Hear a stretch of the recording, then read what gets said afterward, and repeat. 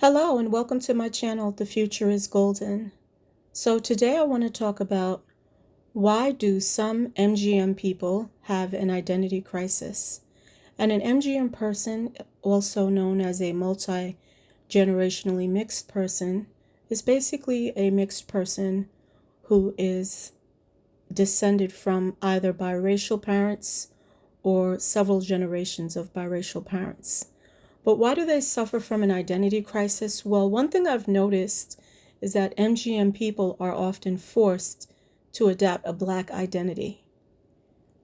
And they also suffer the problems that come along with being mixed race within the Black community. So when someone is biracial, they can take the definition of biracial and apply that to themselves, but oftentimes they will apply that definition to mean that they are Black.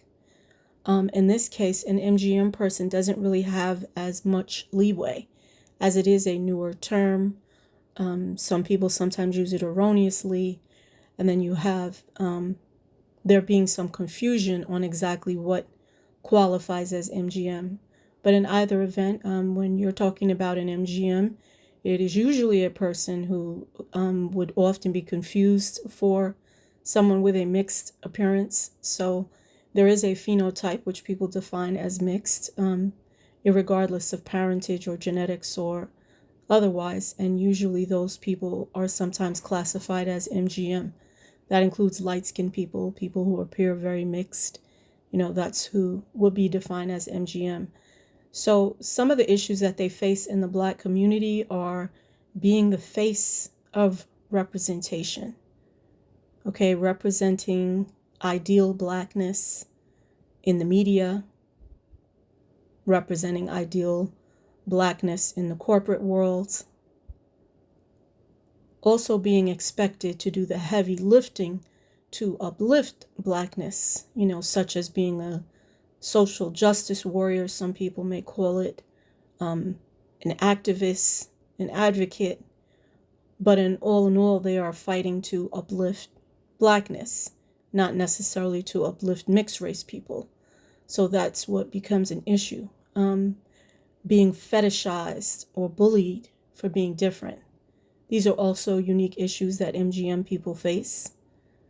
One of the things I've noticed is when it comes to phenotype, people like to broadly categorize phenotypes. So originally, when the concept of race was constructed, it was purely constructed on phenotypes.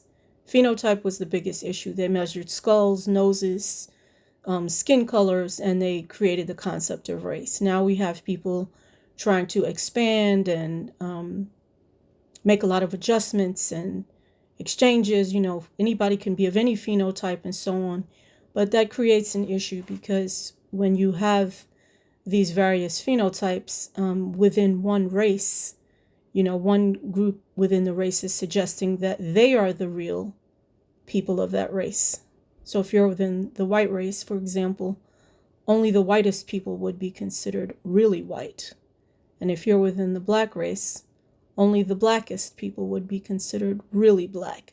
So that creates a problem, always for the people who are towards the other end, and in the case of white people, it would be very, very darker skinned white people, such as Moroccans or Egyptians, who have now pushed to classify themselves as their own race, really, which is Middle Eastern North African race. And the same could be said for people who are light-skinned, albino, mixed race, biracial, multiracial. All of those people would also be not necessarily representing Blackness, so to speak. So the next issue is that, sometimes people enjoy being unique. And of course, people see being mixed as being unique. Okay, being an MGM is very unique.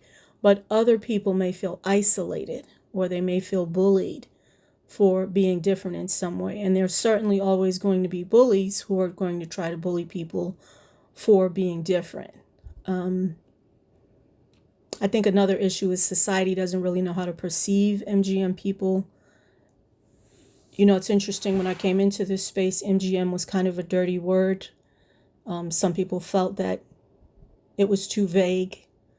it wasn't properly defined. So therefore, a lot of people kind of adapted the term just to fit themselves and to gain entry into the group, whereas it would not necessarily have been a term that was applied to them anyway. And that kind of created confusion within the group. It created a lot of suspicion, a lot of hostility.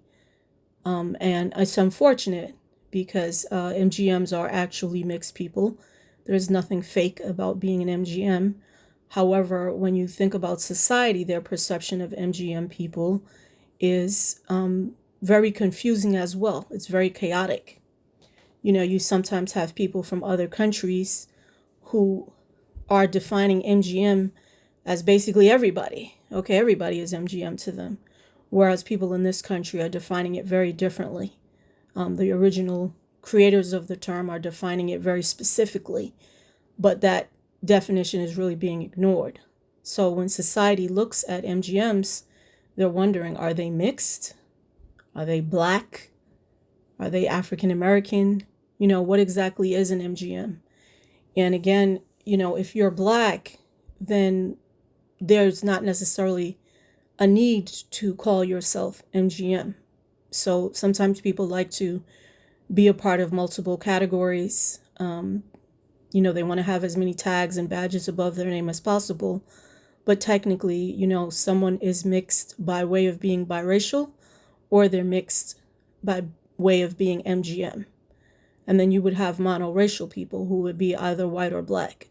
So that would be more acceptable to define it that way than to try to, expand all the categories and create a lot of overlapping and talking about outliers all the time, which is what some people like to do. So another issue is that, having substantial European lineage, it's a question for everybody, but do you think it affects personality? Does it affect cultural expression as well as our phenotypes? Because you can look at MGMs and know, okay, these people are mixed, but we can just call them Black, right? Because they don't have a white parent, they don't have proximity to whiteness. But is that all that being mixed is, just having a white parent? Because then you could argue that if someone is adopted by white parents, then they're therefore mixed too.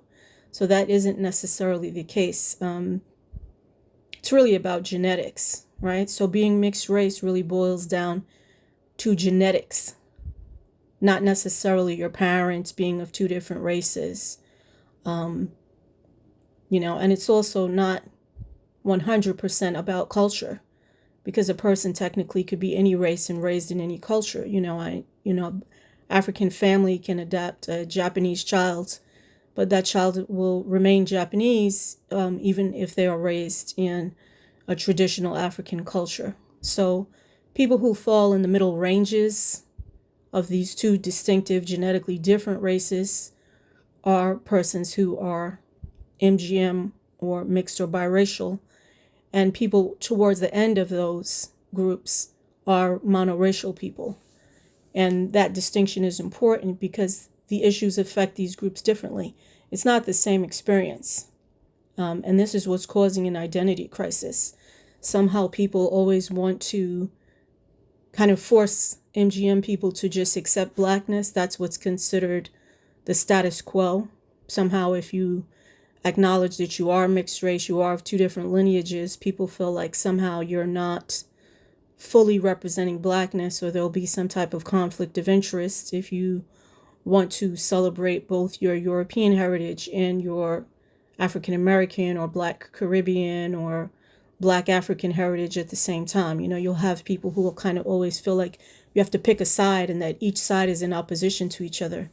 But I would argue that it's good to appreciate both sets of culture and to remain firmly on the side of mixed race people solely, and not to try to firmly go with, just white people or just Black people.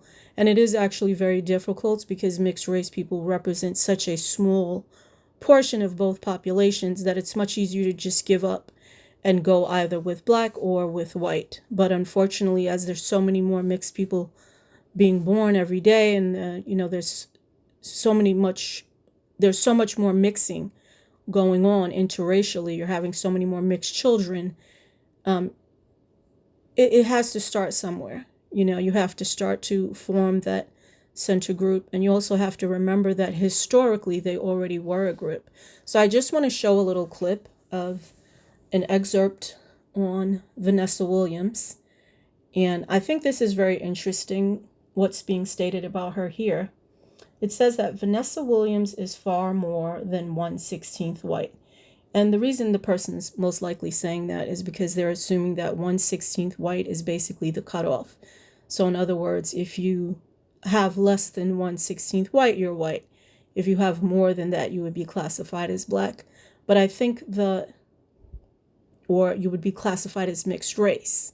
But I would really argue that it's closer to 1/8 or 1/4 where the division's occurring, because there's a lot of people that are 1/4 that would identify as white, and certainly most people that are 1/8 already identify as white. But I'm going to continue. So prior to the 1930 census, the majority of her ancestors on her father's side were all listed as mulatto, which was a person of black and white ancestry to whichever degree. Now, this is where it gets interesting, because MGM is actually a replacement term for the word mulatto. So biracial and MGM are the replacement terms. Biracial tends to connote having two parents of different races. MGM connotes that, you were a descendant of biracial people, right? And the designation of mulatto did not mean that a person was necessarily the immediate child of one white parent and one black parent.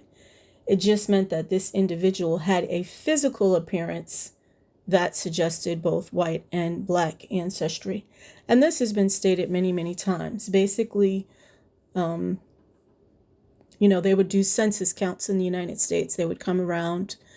If they saw you and you looked like a mulatto, they would categorize you as mulatto. If you didn't look like a mulatto, you would be categorized as black. The way they divided it is that if you were about 4/8, if you were half black, if you were about 5/8 black, you were categorized as a mulatto technically, because you generally had the appearance of a mulatto. Once you start getting into, 3/4 and 7/8, that drastically declines. You tend to have a darker phenotype, type 4 hair, and so on. So it was general, it was a general type of term where, someone else was defining your race for you again, and you were separated. There was a segregation based on which group. But if you look at today, you have a lot of vagueness. Some people spend a lot of time trying to make everything vague. It actually isn't very vague. If you have the mixed phenotype and you look like a certain type of person, you get treated a certain way. You may be different than how you appear. And that's very important to note, because you cannot always detect who is mixed or who isn't mixed solely based on appearance. But a lot of the times when people are talking about issues of discrimination and other issues, it tends to boil down to phenotype, because it's how people perceive you. So it has very little to do with, your expression of your internal identity. And it has everything to do with how society views you, what the stereotypes are surrounding your appearance, and how you'll be treated based on that. So when I'm discussing it purely from a phenotypical standpoint, and not necessarily from the standpoint of how people personally identify. And I don't want to invalidate how people personally identify. I'm just pointing out that there's a huge difference in how someone may identify versus how they look, and how people are going to treat them based on how they look. So this really is what I wanted to discuss today. And I would like anybody to add, if you have any thoughts or opinions on why MGM people sometimes suffer an identity crisis in comparison to other groups, such as biracial people. Please take a moment to leave a comment below and just share your opinion. And thank you for watching. Please like, share, and subscribe.